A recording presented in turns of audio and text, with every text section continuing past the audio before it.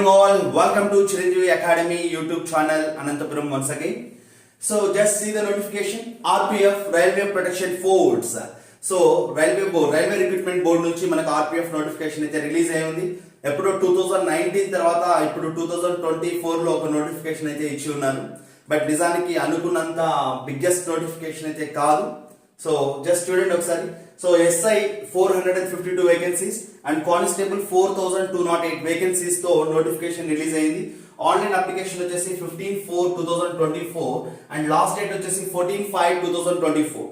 Right, notification అయితే clear గా తరోగా mention చేసి ఉన్నారు. బట్ చిన్న చేంజెస్ ఇంకొంచెం ఇస్తే బెటర్ అయి ఉండేది నోటిఫికేషన్ లో. ఏంటి అంటే జోనల్ వైజ్ వేకెన్సీస్ ఇంకా డిక్లేర్ చేయలేదు.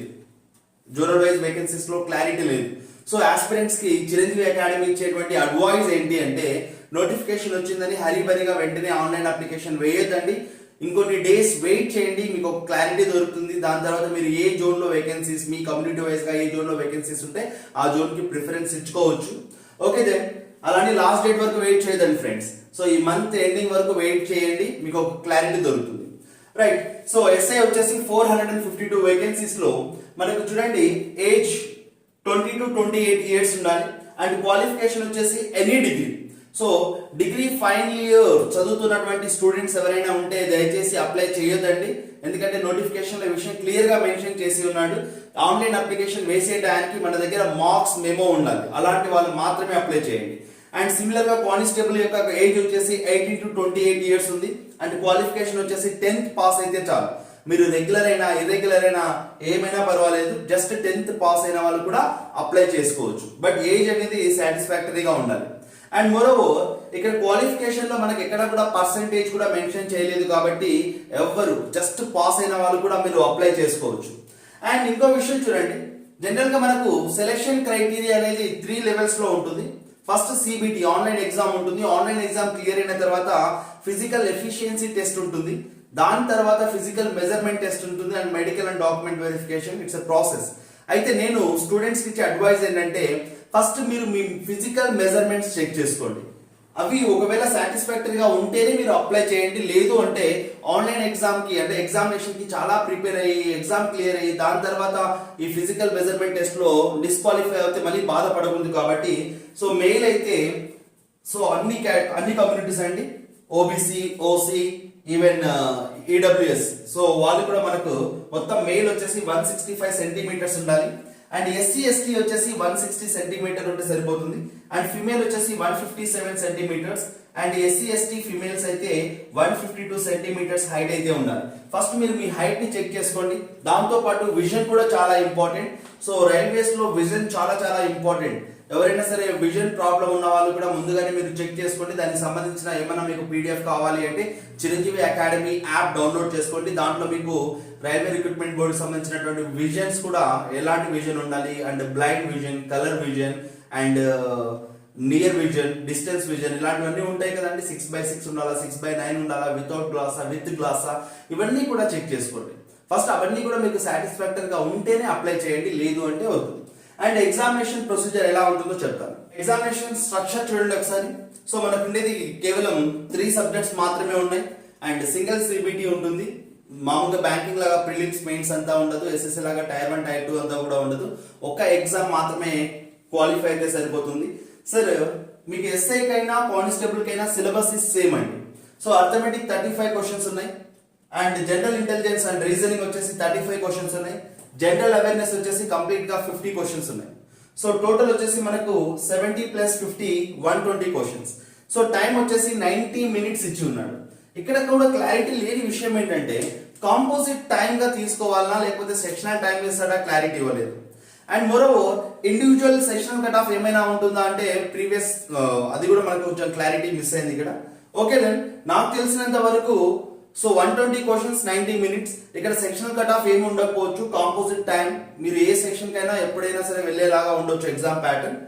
అండ్ మీరు ఎవరైనా ఆస్పిరెంట్స్ రెండింటికి ఎలిజిబుల్ అవుతే కూడా మీరు 2 అప్లై చేయండి. ఎక్కడ కూడా ఒక్క నోటిఫికేషన్ కి అప్లై చేయాలని రూల్ ఏం మెన్షన్ చేయలేదు. అండ్ మోరోవర్ మనకు 2 ఇండివిజువల్ నోటిఫికేషన్స్ ఇండివిజువల్ గా ఇచ్చి ఉన్నాడు కాబట్టి మీరు SI కి అప్లై చేయొచ్చు యాజ్ వెల్ యాజ్ కానిస్టేబుల్ కి అప్లై చేయొచ్చు. సో మీరు అప్లై చేసే టైంలో మీరు జాగ్రత్తగా ఉండాల్సిన ఒక విషయం ఉందండి. మీరు ఫస్ట్ ఆన్లైన్ అప్లికేషన్ ఫామ్ వేసే టైంలో సేమ్ ఓటీపీ జనరేషన్ ఉంటుంది కదా, దీంట్లో మీరు ఒక మొబైల్ నంబర్ మాత్రమే యూజ్ చేయండి. So multiple mobile numbers use చేయడానికి ఛాన్స్ లేదు. ఒకే మొబైల్ నంబర్ ఉండాలి, ఒకే ఈమెయిల్ ఐడి ఉండాలి. సో ఈ విషయం కొంచెం జాగ్రత్తగా చూడండి. అండ్ సెకండ్ థింగ్, నెక్స్ట్ దీని తర్వాత ఫస్ట్ వచ్చేసి మనకు ఆన్లైన్ ఎగ్జామ్ ఉంటుంది. ఆన్లైన్ ఎగ్జామ్ తర్వాత ఈవెంట్స్ ఎలా ఉంటాయి? Okay, then next level, second level, that is PET, physical efficiency test. ఎవరైతే ఆన్లైన్ ఎగ్జామ్ క్లియర్ చేసి ఇక్కడికి వస్తారో, ఎవరు వస్తారు, ఎంతమంది వస్తారు? ఫర్ ఎగ్జాంపుల్ మనకు ఎస్ఐ ఉన్నారు కదండి, ఎస్ఐ 452 వేకెన్సీస్ అంటే ఇంటూ 10 టైమ్స్ మెంబర్స్ ఇక్కడ వస్తారు. అంటే 4520 మెంబర్స్, 4520 మెంబర్స్ ఆస్పిరెంట్స్ పీఈటీకి పార్టిసిపేట్ అవుతారు. మరి సేమ్ కానిస్టేబుల్ లో కూడా 10 టైమ్స్ తీసుకుంటాడు. ఎన్ని లాక్స్ ఆఫ్ ఆస్పిరెంట్స్, అప్రాక్సిమేట్ గా మనకు 46 సంథింగ్ ఉందనుకోండి వేకెన్సీస్, లేదా ఇక్కడ 4208 వేకెన్సీస్ ఉన్నాయి కదండి కానిస్టేబుల్స్ కి. అప్లికెంట్స్ మాత్రం 40 lakhs 50 lakhs ఆస్పిరెంట్స్ ఉంటారు. ఖచ్చితంగా ఈ రేంజ్ ఆస్పిరెంట్స్ ఖచ్చితంగా ఉంటారు. మరి ఇక్కడ ఎంత మంది ఫిల్టర్ అవుతారంటే 10 టైమ్స్ 42080 42,000 చేంజ్ మెంబర్స్ పీఈటీకి సెట్ అవుతారు. ఇక్కడ ఈ పీఈటీలో మీరు గమనించండి, ఎస్ఐకి ఒక మెజర్మెంట్స్ అంటే ఒక ప్యాటర్న్ ఉంది, అండ్ కానిస్టేబుల్ కి మేల్ అండ్ ఫీమేల్ కి ఒక ప్యాటర్న్ ఉంది. రెండు కూడా మీకు ఒకే టేబుల్లో వేసినాను.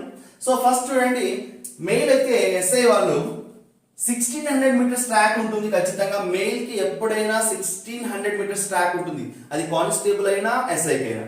అయితే ఎస్ఐకి చూడండి, ఎస్ఐకి మెయిల్ గురించి మాట్లాడతారు. ఫస్ట్ ఎస్ఐ మెయిల్ వచ్చేసి 1600 మీటర్స్ ట్రాక్ ఉంది. ఎంత టైంలో క్లియర్ చేయాలంటే 6 minutes 30 seconds లో క్లియర్ చేయాలి. అదే కానిస్టేబుల్ కి కూడా సేమ్ 1600 మీటర్స్ ట్రాక్ ఉంది. కానిస్టేబుల్ కి మాత్రం 5 minutes 45 seconds లో క్లియర్ చేయాలి. ఇక్కడ టైం చాలా వేరియేషన్ కనపడతా ఉందండి మీకు. సో ఎందుకు సార్ కానిస్టేబుల్ కి తక్కువ టైం ఇచ్చి ఉన్నారంటే, ఏజ్ కూడా తక్కువ కదా, 18 years నుంచి స్టార్ట్ చేస్తున్నాడు కాబట్టి కొంచెం యంగ్స్టర్స్ ఉంటారు కాబట్టి ఆ మాత్రం టైం తక్కువ ఉండాల్సింది. Okay, and next one, 800 metres అనేది మెయిల్ కి ఎగ్జామ్షన్, 800 మీటర్స్ మెయిల్ కి లేదు. అండ్ 1600 మీటర్స్ మాత్రం ఒక్కసారి మాత్రమే పార్టిసిపేట్ చేయాలి, మల్టిపుల్ ఆప్షన్స్ ఉండవు. ఓకే, దెన్ లాంగ్ జంప్ చూడండి, లాంగ్ జంప్ వచ్చేసి మెయిల్ కి 12 feet ఇచ్చి ఉన్నాడు, 12 feet. అండ్ ఇక్కడ కానిస్టేబుల్ మెయిల్ కి వచ్చేసి 14 feet ఉన్నాయి. సేమ్ ఇక్కడ కూడా లాంగ్ జంప్ లో కానిస్టేబుల్ కి హైట్ కొంచెం డిస్టెన్స్ కొంచెం ఎక్కువ ఉందండి, 14 feet. అండ్ మోర్ ఓవర్ ఇక్కడ ఉన్నటువంటి లాంగ్ జంప్ కానీ హై జంప్ కానీ ఓన్లీ 2 chances మాత్రమే ఉంటాయి, మోర్ దాన్ 2 chances అయితే ఇవ్వరు. అండ్ సేమ్ ఎస్ఐ కి మెయిల్ వచ్చేసి హై జంప్ వచ్చేసి 3 feet 9 inches ఉంది. అదే మనకు కానిస్టేబుల్ మెయిల్ అయితే 4 feet ఉంది. సేమ్ ఇక్కడ చూడండి, ఎస్ఐ ఫీమేల్ వచ్చేసి 1600 మీటర్స్ ఉండవు, ఈవెన్ కానిస్టేబుల్ కూడా 1600 మీటర్స్ ట్రాక్ ఉండదు. అయితే ఎస్ఐ ఫీమేల్ కానీ కానిస్టేబుల్ ఫీమేల్ కానీ 800 మీటర్స్ ట్రాక్ ఉంటుంది. అండ్ ఎస్ఐ ఫీమేల్ కి అయితే 4 minutes లో మనము 800 మీటర్స్ ట్రాక్ క్లియర్ చేయాలి. అండ్ కానిస్టేబుల్ ఫీమేల్ అయితే 3 minutes 40 seconds ఇచ్చి ఉన్నాడు, టైం డ్యూరేషన్ తక్కువ. లాంగ్ జంప్ వచ్చేసి ఎలాంటి చేంజెస్ లేవు చూడండి. లాంగ్ జంప్ లో ఎస్ఐ ఫీమేల్ అయినా లేకపోతే కానిస్టేబుల్ ఫీమేల్ అయినా లాంగ్ జంప్ లో డిస్టెన్స్ సేమ్ గా ఉంది, హై జంప్ లో కూడా సేమ్ అలానే ఉంది. Okay guys, so this is second level. దాని తర్వాత మీకు ఎటు ఫిజికల్ మెజర్మెంట్ టెస్ట్ ఉంటుంది, మెడికల్ ఉంటుంది, డాక్యుమెంట్ వెరిఫికేషన్ ఉంటుంది. Okay, then coming to the point. So ఒక విషయం మళ్ళీ మీకు క్లియర్ చేస్తున్నానండి, Chiranjeevi academy already RPF batch start చేసి ఉంది. సో ఎవరైనా ఇంట్రెస్టెడ్ క్యాండిడేట్స్ ఉంటే please come and join or else call us Chiranjeevi academy 9490000406. So ఎందుకంటే వేకెన్సీస్ చాలా తక్కువ, నిజానికి చాలా మంది హోప్స్ పెట్టుకొని ఉంటారు. అలాంటి వాళ్ళందరికీ కూడా చిరంజీవి అకాడమీ 10 hours సెషన్ ఇస్తుందండి. 10 hours సెషన్ రైల్వే వాళ్ళకు కంప్లీట్ గా 10 hours. ఈ 10 hours లో మరి చిరంజీవి అకాడమీ ఏమేమి చేయబోతుందో మీకు క్లియర్ గా చెప్తాను చూడండి ఈ విషయాన్ని. సో కేవలం ఆర్పిఎఫ్ వాళ్ళకు మేల్ అండ్ ఫీమేల్ ఇద్దరికి కూడా 10 hours తో షెడ్యూల్, ఆర్పిఎఫ్ కి 10 hours షెడ్యూల్ ఇస్తున్నాం. ఈ 10 hours లో రెగ్యులర్ గా 5 hours క్లాస్ వర్క్ ఉంటుంది, అంటే మీకు సిలబస్ కంప్లీట్ చేస్తాం. అండ్ మీడియం ఆఫ్ వచ్చేసి ఇంగ్లీష్ అండ్ తెలుగు రెండు ఉంటాయి.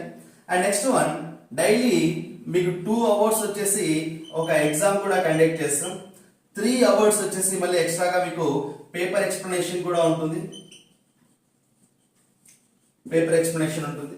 సో ఇక్కడ మనకు జనరల్ గా ఎన్ని అవర్స్ అయినాయండి, 10 hours. ఇది కాకుండా డైలీ 2 అవర్స్ వచ్చేసి గ్రౌండ్ వర్క్ కూడా ఉంటుంది. సో ఇవన్నీ కూడా మీకు కేవలం 9,999కి చిరంజీవి అకాడమీ ఇస్తా ఉంది. సో దయచేసి గమనించండి. సో ఇలాంటి ప్రామిస్ మీకు ఏ యూట్యూబ్లో కూడా ఏ కోచింగ్ సెంటర్ మేము ఇంత కోర్స్ ఫీ ఇస్తున్నామని ఎవరు చెప్పరు. నేను ఏం చేసినా డైరెక్ట్గానే చెప్తున్నాను. 9,909 రూపీస్కి ఆర్పిఎఫ్ బ్యాచ్కి, కేవలం ఆర్పిఎఫ్ బ్యాచ్కి 9,999కి 2 అవర్స్ గ్రౌండ్ వర్క్తో కలిపి ఈ మొత్తం ప్యాకేజ్ మీకు కేవలం 9,999 రూపాయలకు దొరుకుతుందండి.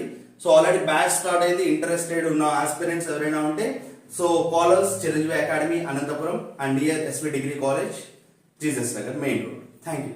సో ఈ వీడియో నచ్చితే లైక్ చేయండి, షేర్ చేయండి. అన్నిటికంటే ముఖ్య విషయం గమనించండి, వేకెన్సీస్ నిజానికి చాలా మంది ఆస్పిరెంట్స్ కి కొంచెం నిరుత్సాహాన్ని అయితే ఇచ్చి ఉంటాయి. బట్ 4,208 వేకెన్సీస్, మరి లాక్స్ లో కాంపిటీషన్ ఉంటుంది. మరి ఫిల్టరేషన్ చేసేది కూడా జస్ట్ 1:10 రేషియో. అంటే ఒక జాబ్ ని 10 మందిని మాత్రమే ఈవెంట్స్ కి పిలుస్తాడు.